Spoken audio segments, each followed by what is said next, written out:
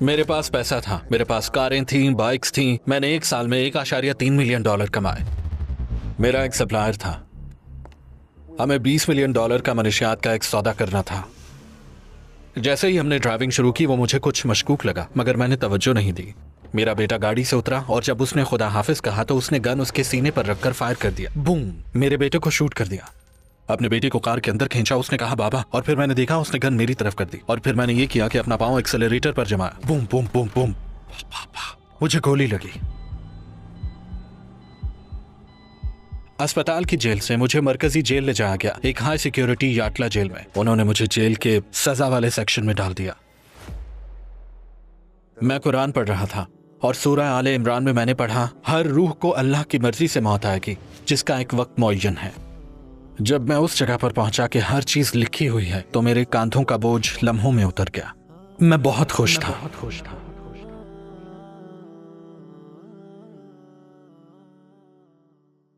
السلام علیکم برادر wing Fokker علی، ہماری دعوت قبول کرنے کا بے حد شکریہ. ہمیں آپ کو اپنے ساتھ دیکھ کر خوشی ہے. میرا پہلا سوال ہے، ونگ فوکر علی کون ہے؟ اپنی زندگی کے بارے میں مختصراً بتائیں. السلام علیکم ورحمۃ اللہ وبرکاتہ. میں بہت ممنون اور شکر گزار ہوں کہ آپ نے مجھے اپنے پوڈ کاسٹ میں بلایا. میں اٹلی میں پیدا ہوا، میرا مطلب ہے اٹلی کے شہر سلرنو میں. جب میں 6 سال کا تھا تو میں نے اپنی زندگی کی پہلی ہجرت اٹلی سے آسٹریلیا کی، جنوبی آسٹریلیا، ایڈیلیڈ.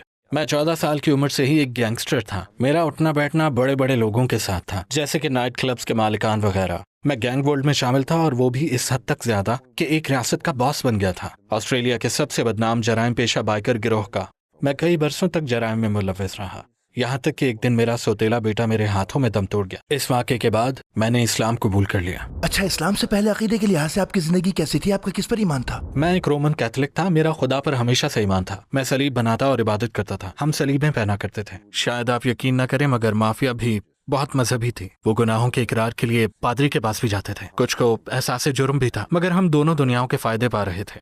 ہم جا کر اپنے گناہوں کا اقرار کرتے، وہ ہمیں ہیل میریز اور ایسی ہی چیزیں کرنے کو کہتے، اور جیسے ہی ہم چرچ سے باہر نکلتے تو پھر اپنے پیچر پر شروع ہو جاتے. میں یہاں ملوں گا، وہاں منشیات بیچوں گا. لہٰذا ہمارے لیے عیسائی عقیدے اور کیتھولک عقیدے میں یہی روایت اور کلچر تھا. اسی طرح کرنا گویا ہمارے DNA کا حصہ تھا، مگر لوگ یہ بات نہیں سمجھتے. ہمیں یہی سکھایا گیا تھا کہ اگر ہم پادری کے پاس چلے جائیں، دروازہ چھوٹی سی کھڑکی کھول کر آپ کہیں کہ فادر میں نے گناہ کیا ہے، میں نے ایک شخص پر فائر کیا ہے، میں نے اسے قتل نہیں کیا، بس منشیات بیچی ہیں، میں خود کو بدلنا چاہتا ہوں. میرے بیٹے، تمہارے آنے کا شکریہ. جیزس تم سے پیار کرتے ہیں. 15 ہیل میریز ادا کر لو اور بس یہ کر لو، اور بعض دفعہ ڈبے میں خیرات ڈال دیتے اور اپنا کام ہو جاتا. بس اتنا آسان. کیا آپ کو لگتا تھا کہ آپ کو معافی مل گئی ہے؟ ہاں بالکل، ہمیں یہی سکھایا گیا تھا. اسلام سے پہلے آپ کی زندگی کیسی تھی؟ آپ کا ماحول، عادات، دلچسپی، آپ کا وہ زمانہ کیسا تھا؟ ایک اٹالین کی حیثیت سے آپ اسی سوچ کے ساتھ بڑے ہوتے ہیں کہ دنیا مافیا ہی چلاتا ہے. اب میں ایک اٹالین وطن پرست بھی ہوں، تو ہم اپنی انگلیوں میں انگوٹیاں پہنتے تھے کہ ہم مافیا کا حصہ ہیں. اٹالینز مافیا کا حصہ ہوتے ہیں. ہماری فیملی میں مافیا کے لوگ اور گینگسٹرز ہوتے ہیں. ہم منشیات کا کاروبار چلاتے ہیں اور سیاسی نظام بھی. سڑکوں پر منشیات بیچنے والے ایک 14 سالہ لڑکے کی حیثیت سے میں نائٹ کلبز میں جاتا تھا، جہاں مالکان یا بالغ افراد کی انڈسٹریز کے لوگ، اسٹرپ جوائنٹس اور اسی طرح کی چیزیں ہوتی. لہٰذا مجھے نائٹ کلب کے باہر انتظار نہیں کرنا پڑتا تھا. باؤنسرز مجھے تحفظ دیتے. اگر پولیس وہاں آتی تو ان کا لائسنس خطرے میں پڑ جاتا. میں تب صرف 16-17 سال کا تھا، جبکہ انٹری کے لیے 18 سال سے زیادہ عمر ہونی چاہیے. مگر اس سڑک کے سارے نائٹ کلبز میری عزت کرتے تھے. مجھے اجازت حاصل تھی. میں ہتھیار بھی تیار رکھتا تھا تاکہ دشمن پر گولی چلانے کے لیے ہمیشہ تیار رہ سکوں. مجھے جب بھی گولی ماری گئی بہت قریب سے ماری گئی، دور سے کبھی نہیں، ہر بار قریب سے گولی ماری گئی. اور ایک گولی میرے سر میں یہاں پر پھنسی ہوئی تھی. پھر انہوں نے کٹ لگا کر گولی کو باہر نکالا. اور ایک بار مجھے یہاں گولی لگی تھی جو یہاں سے نکلی. مجھے یہاں گولی لگی جو دل کی طرف آنا چاہیے تھی، مگر وہ سینہ چیرتی ہوئی باہر نکل گئی. ایک گولی میری ریڑھ کی ہڈی کے نروس سسٹم کے قریب لگی. میں ہمیشہ کے لیے مفلوج ہو سکتا تھا، مگر ایسا نہیں ہوا. گولی اوپر سے چلی گئی میرے جھکنے سے. ایک گولی یہاں لگی تھی، ٹانگ میں بھی، اور بھی کئی بار فائر ہوا. اور ایک بار بم سے اڑانے کی بھی کوشش ہوئی تھی. وہ میرے گھر کے پاس بم رکھنے کی کوشش کر رہے تھے. جب وہ بم نکال رہے تھے میں کار سے صرف 20 میٹر دور تھا، اور میرے خیال سے صبح 5-5:30 بجے کا وقت تھا. انہوں نے کار سے بم نکالا. بم کو چھوتے ہی دھماکہ ہو گیا، بم. تو میرے پاس پیسہ تھا، میرے پاس کاریں تھیں، بائکس تھیں، میرا اپنا بزنس تھا. میرے پاس منشیات، نائٹ کلبز میں عزت اور لڑکیاں، یہ سب کچھ تھا. آپ جو بھی چمک دمک سوچ سکتے ہیں سب تھا. یعنی میں اس لیول پر پہنچ چکا تھا. یہ سب بہت اچھا لگتا تھا، غلط مت سمجھیے گا. اچھا احساس ہوتا تھا، طاقت کا نشہ اور سب کچھ. لیکن عجیب بات یہ تھی کہ جب میں گاڑی پر واپس گھر لوٹ رہا ہوتا تھا تو مجھے ایک خالی پن کا احساس ہوتا تھا ہمیشہ. مگر ایسا گھر واپسی پر ہی محسوس ہوتا، یا جب سونے کے لیے لیٹتا. صبح جاگتا تھا، بیوی بچے بھی تھے، مگر پھر بھی ایک خالی پن کا احساس تھا. اور یہ احساس رہتا تھا. اس وقت میں نے $1.3 ملین کمائے پورے 1 سال میں, اور یہ بہت پیسہ تھا, اور خرچ بھی کر دیتا تھا. ورساچی کے کپڑے, لیموزینز, کاریں, یہ وہ سب کچھ. لیکن اس سب کے بعد صرف خالی پن تھا, بہت خالی پن. آپ نے پہلی بار اسلام کے بارے میں کیسے سنا؟ اسلام کی طرف آپ کا سفر کیسے شروع ہوا؟ جب میرا ہیلز اینجلز کے ساتھ اختلاف ہو گیا تھا تو میری دوستی پرتھ کے ایک عراقی سے ہو گئی تھی. شاید وہ لوگ اسکارپین کنگز کہلاتے تھے. وہ مجھے جانتے تھے اور ایڈیلیڈ آ کر میرے ساتھ بزنس اور اتحاد کرنا چاہتے تھے. میں جانتا ہوں یہ عجیب لگے گا, جیسے میں کسی غار میں رہتا تھا, مگر مجھے اسلام یا مسلمانوں کے بارے میں کچھ معلوم نہیں تھا. اسلام سے بالکل ناواقف تھا میں, سچ کہہ رہا ہوں میں. تو قصہ مختصر یہ کہ وہ عربی لوگ آئے. جب وہ آئے اور مجھ سے ملے تو پتہ چلا ہمارے دشمن بھی ایک ہی تھے. ہم ایک نائٹ کلب گئے جو کھچا کھچ بھرا ہوا تھا. پھر وہی لڑائیاں ہوتی تھیں, گولیاں چلتی تھیں. پھر ہم واپس ان کے گھر جاتے تھے اور وہ لمبے لمبے کپڑے پہنتے تھے. پھر وہ وضو کرتے تھے. مجھے نہیں پتا تھا, میں سمجھتا ہاتھ منہ دھو رہے ہیں. پھر وہ سلاد شروع کر دیتے. میں سوچتا پتا نہیں کیا کر رہے ہیں. تو کوئی کہتا یہ نماز پڑھ رہے ہیں. نماز کیا مطلب؟ یہ مسلمان ہے. اوکے. مجھے نہیں پتا تھا وہ مسلمان ہے. میں نے کہا یہ کیا ہوتا ہے؟ تو وہ بتانے لگا, اور میں پہلی رات ان کے لاؤنج میں بیٹھا تھا اور وہ حضرت علی, حمزہ, پیغمبر صلی اللہ علیہ وسلم کے بارے میں باتیں کرنے لگے اور میری دلچسپی بہت بڑھ گئی تھی. وہ جنگجوؤں کی باتیں کر رہے تھے, حضرت علی جیسے مجاہد, اسلام, خدا سے ان کی محبت, خدا سے ان کی وفاداری کی باتیں کر رہے تھے. ان کے لیے ایمان ہی سب کچھ تھا, اور یہ لوگ خود بھی جنگجو ہیں. اور پھر انہوں نے پیغمبر صلی اللہ علیہ وسلم کا ذکر شروع کیا. واہ کیا کہانی ہے. ہم تو یہی جانتے تھے کہ یسوع مسیح ہی ہمارے آخری پیغمبر ہیں. پیغمبر, مسیح, ہمارے آقا, بائبل میں بھی یہی لکھا ہے. اور پھر انہوں نے یسوع مسیح علیہ السلام کے بارے میں بات کرنا شروع کی. میں فوراً کھڑا ہو گیا. میں نے ان سے کہا ایکسکیوز می, آپ لوگ یسوع مسیح کے بارے میں کیا جانتے ہیں؟ وہ میرے آقا ہیں, وہ میرے مسیحا ہیں, مجھے بات کرنی چاہیے, مطلب بائبل کے متعلق میں جانتا ہوں. کہنے لگے نہیں ونس, ہم ان سے محبت کرتے ہیں. ہاں, ہم ان کی عزت کرتے ہیں, ان کا کہاں مانتے ہیں. حضرت مریم, ورجن میری, جن کی کہانی بائبل میں ہے. وہ کہنے لگے کہ یہ قرآن میں بھی ہے. اور مجھے اس بات نے حیران کر دیا کہ قرآن میں ماں حضرت مریم کے نام سے پورا ایک چیپٹر موجود ہے. جہاں تک مجھے معلوم ہے بائبل میں حضرت مریم علیہ السلام کا ذکر 4 یا 5 مرتبہ ہے, صرف ذکر آیا ہے.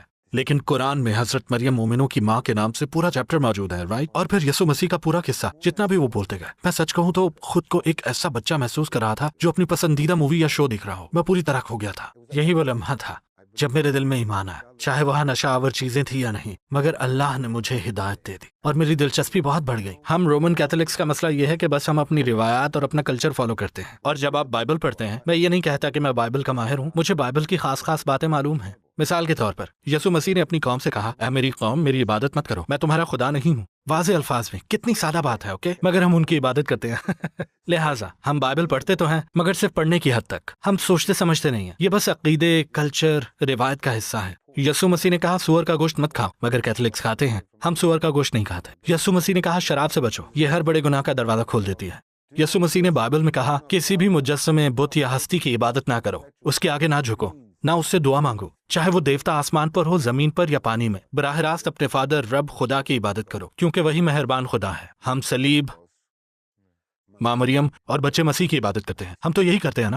بہرحال قصہ مختصر یہ کہ وہ یسوع مسیح کے بارے میں بات کر رہے تھے, وہ بائبل کے متعلق بات کر رہے تھے. لہٰذا اب ہر چیز سمجھ میں آنے لگی تھی. تو اب دوسری رات, تیسری رات پیغمبر محمد صلی اللہ علیہ وسلم کے قصے دل کو چھو رہے تھے. علی, وہ انہیں شان والے علی کہتے تھے, وہ واقعی شان والے تھے, ماشاء اللہ, رضی اللہ تعالیٰ عنہ. مگر میں بالکل مسحور ہو گیا تھا. اس کہانی میں میری دلچسپی بہت زیادہ بڑھ گئی تھی. اور پھر بائبل میں تضاد واضح ہونے لگے. یعنی ہمیں یہ سکھایا گیا ہے کہ شیطان, ابلیس, یسوع مسیح کو 40 دن اور 40 راتوں کے لیے صحرا میں لے کے گیا تھا. اور پھر اس نے یسوع مسیح سے کہا, یہ میں بائبل کے مطالعے کے حوالے سے کہہ رہا ہوں, رائٹ؟ اس نے کہا خدا پر اپنے ایمان کو چھوڑ دو. یہ یسوع مسیح سے کہا اس نے, خدا پر اپنے ایمان کو چھوڑ دو اور میرے ساتھ وفادار ہو جاؤ. تو کیا اس سے وہ خدا بن جائے گا یا خدا کا پیغمبر؟ آپ سمجھ رہے ہیں میں کیا کہہ رہا ہوں؟ بائبل میں اتنی زیادہ چیزیں ہیں جو آپ کو بتاتی ہیں کہ یسوع مسیح خدا نہیں تھے, بلکہ خود یسوع مسیح نے کہا میرے فادر, اپنے فادر, میرے رب اور اپنے رب کی عبادت کرو. لہٰذا یہ تمام باتیں سامنے آنے لگیں. مجھے غصہ تھا کہ ہم سے جھوٹ کیوں بولا انہوں نے. تیسری صبح میں باہر نکل رہا تھا, اس نے دروازہ کھولا, میں نے دروازہ بند کر دیا. میں نے کہا میں نے سوچ لیا, میں مسلمان کیسے ہو سکتا ہوں. میں نے کہا خدا صرف ایک ہے, اللہ. اور یسوع مسیح ایک پیغمبر تھے, نبی تھے, جو مریم علیہ السلام کے بطن سے پیدا ہوئے. وہ دونوں مسلمان بہت زیادہ خوش ہوئے. میرے ساتھ دہراؤ ونس, تیار ہو؟ میں نے کہا ہاں. اشہد ان لا الہ الا اللہ واشہد ان محمد رسول اللہ. میں اسے دہراؤں گا. اشہد ان لا الہ الا اللہ واشہد ان محمد رسول. دیکھیں کتنا لمبا جملہ ہے یہ, مگر میں نے پہلی ہی دفعہ بغیر غلطی کے پڑھ لیا. واقعی بالکل ایک بہتے دریا کی طرح. میں نے نہیں کہا کہ رکو یہ کیا وہ کیا ہے, ایسا نہیں ہوا. اور اس نے بھی بغیر وقفے کے پڑھا تھا. اس نے ایسے کہا اشہد ان لا الہ الا اللہ اشہد ان لا الہ الا اللہ. وہ کہنے لگا یہ مکمل ہو گیا. مجھے گلے لگا کر کہا آئی لو یو, تکبیر, اللہ اکبر. میں نے کہا واقعی کیا میں مسلمان ہو گیا ہوں؟ اور میں نے کہا اللہ اکبر, اور مجھے صرف یہی الفاظ آتے تھے, السلام علیکم اور اللہ اکبر. جب میں نے سر زمین پر رکھا تو میری آنکھوں سے آنسو بہ رہے تھے. میں نے خود میں ایک سکون محسوس کیا. مجھے اللہ کی موجودگی واضح طور پر محسوس ہوئی. میں نہیں چاہتا کہ میری کوئی بات شرک جیسی لگے, پلیز مجھے معاف کیجیے گا, مگر مجھے محسوس ہوا کہ وہ میری نگہبانی کر رہا ہے. اور تب مجھے سمجھ آیا کہ ہاں اللہ موجود ہے. کیا مسلمان ہونے کے بعد آپ کی زندگی ایک دم بدل گئی؟ آپ کی زندگی میں اصل موڑ کون سا تھا؟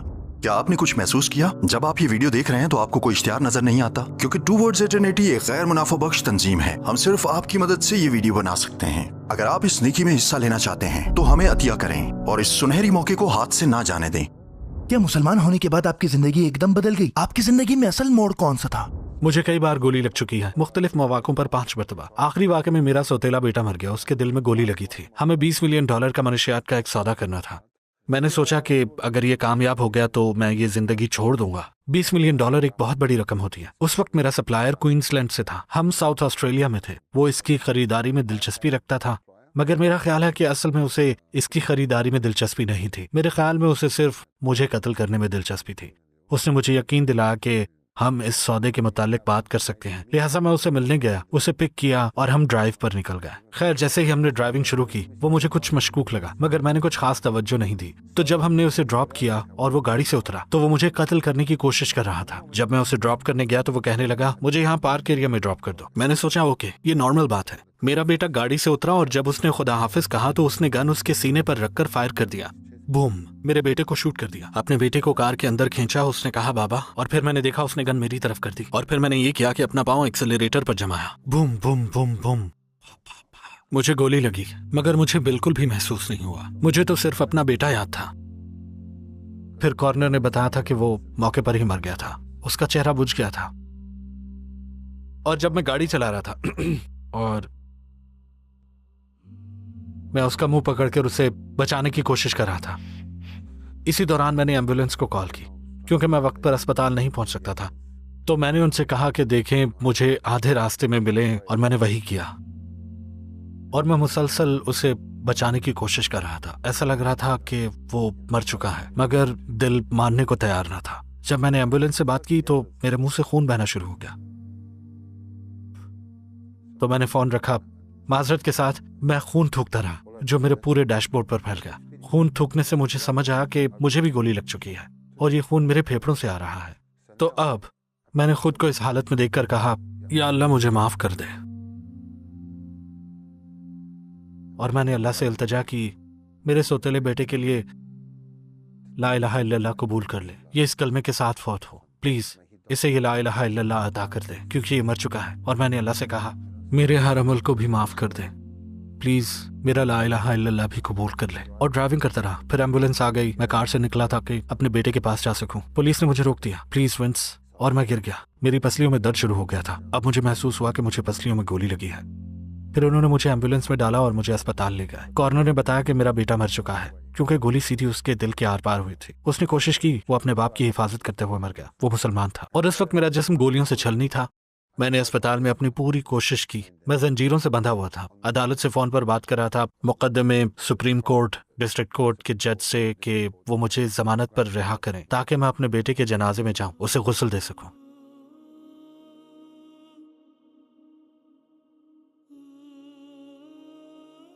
غسل دوں اور اس کی آخری رسومات میں شامل ہوں. تو میری زندگی کا سب سے مشکل لمحہ یہ تھا کہ میں اسپتال کے بستر پر, اسپتال کے قیدی بستر پر لیٹا ٹی وی پر اس کا جنازہ دیکھ رہا تھا. وہ میرے لیے سب سے مشکل لمحہ تھا, مگر واللہ مجھے یہ صدمہ برداشت کرنا پڑا. یہ میری زندگی کا سب سے تکلیف دہ احساس تھا. میں نے اسے دفن ہوتے اور دیگر سارے مناظر دیکھے. جج نے مجھے باہر نہیں آنے دیا. جیل میں میری زندگی بدل گئی. اسپتال کے جیل سے مجھے مرکزی جیل لے جایا گیا, ایک ہائی سیکیورٹی یاٹلا جیل میں. انہوں نے مجھے جیل کے سزا والے سیکشن میں ڈال دیا. یہ ایک الگ تھلگ جگہ ہوتی ہے. مگر اس صورتحال کو ابھی 3 مہینے ہوئے تھے, 3 مہینے ہوئے تھے. 2.5 مہینے میں قرآن پڑھ رہا تھا اور میں سورہ آل عمران کی آیت نمبر 145 پڑھ رہا تھا. اور یہ کسی بھی شخص کے اختیار میں نہیں ہے کہ اسے اللہ کے حکم کے بغیر موت آ جائے, جس کا ایک معین وقت پر آنا لکھا ہوا ہے. اور جو شخص دنیا کا بدلہ چاہے گا ہم اسے اس کا حصہ دے دیں گے, اور جو آخرت کا ثواب چاہے گا ہم اسے اس کا حصہ عطا کر دیں گے. مگر دنیا کی بہترین زندگی اور آخرت کی بہترین زندگی اسی کی عطا ہے. जब मैं उस जगह पर पहुंचा के एक मुअय्यन वक्त पर लिखा हुआ है, तो जो बेचैनी, एहसास जुर्म, अपने बेटे के डिप्रेशन की जो गिरह मेरे सीने में थी, मैं सच बता रहा हूं, खुल गई। मेरी जान में जान आई। मेरे कांधों का बोझ लम्हों में उतर गया। मैं यूं फूट फूट कर रोया कि जिंदगी में कभी नहीं रोया था। गम की वजह से नहीं, मैं तो बहुत खुश था।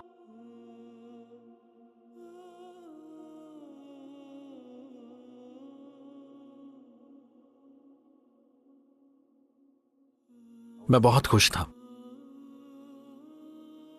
गम मुकम्मल खत्म तो नहीं हुआ, मगर उसने मुझे हल्का फुल्का कर दिया। उसने मुझे ऐसी अंधेरी कैफियत से निकाल दिया कि मैं उसकी वजाहत यूं कर सकता हूं कि जब आप एक पहाड़, एक टीले पर चढ़ रहे हो तो ये बहुत मुश्किल होता है। हाँ, मेरा पहाड़ तो बिल्कुल सीधा था, मौत की वादी की तरह, और मैं नाखूनों और दांतों से रींग रींग कर ऊपर पहुंचने की कोशिश कर रहा था, मगर एक रस्सी थी जिसे पकड़कर मैं चढ़ सकता था। और जब भी मैं नीचे देखता तो ये भेड़िए उचक उचक कर मुझे अपने जबड़ों से चबाने की कोशिश कर रहे थे। ये भेड़िए मेरे जज्बात, मेरी ज़हनी सेहत, मेरी मजमूई सेहत की कैफियत थी। और वो रस्सी कुरान था। मैंने उस रस्सी को थामने का फैसला कर लिया, और मुझे खुदा का शुक्र अदा करने में 45 मिनट, तकरीबन 1 घंटा लगा। मैं उसका शुक्रिया अदा करना चाहता था, मैं उसका बहुत ज्यादा शुक्रिया अदा करना चाहता था। इसमें मुझे 45 मिनट लगे। आंसू रुक ही नहीं रहे थे। मतलब